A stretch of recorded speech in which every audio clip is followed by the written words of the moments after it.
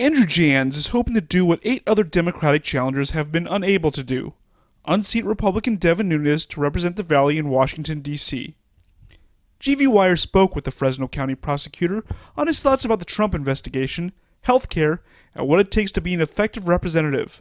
We started with Nunes' recusal as head of a congressional committee investigating Trump's ties to Russia. Well, we saw as an example the fact that he is under an ethics investigation regarding misusing classified information in his famous trip to the White House in the middle of the night. He's recused himself.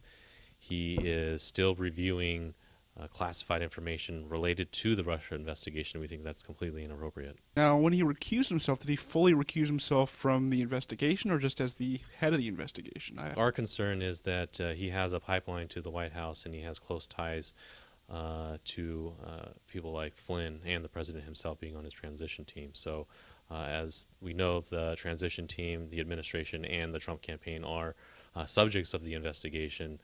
We think that he needs to fully recuse himself. We moved on to the Nunes vote to repeal Obamacare. What I want to do if I'm elected to Congress is to protect pre-existing conditions. They need to continue to be covered, and I think that's very popular with folks here locally and across the country. We see that here locally that up to 55,000 of the congressman's constituents could lose their health care coverage based on this plan. 12,000 children could lose their plan, and we think that that's completely unacceptable. And there's, of course, a price tag associated with it. The main criticism of the Obamacare plan is it's not affordable for a lot of people. How would you fix that problem? I've been saying this for a while. The Affordable Care Act is not perfect. We need to take a look at what we can improve upon in the bill. We don't need to eliminate it in its entirety and start from scratch. There are areas that we could potentially have some cost savings, and those are the types of things that I want to look at. I asked Janz about the appointment of Robert Mueller as special counsel in the Trump-Russia probe. And we're really taking a wait-and-see approach. We want to make sure that there's a thorough investigation. Nobody here, nobody in my campaign is calling for impeachment or anything like that. We just want to make sure that the investigation is thorough, fair, and just, and that's our position on the issue.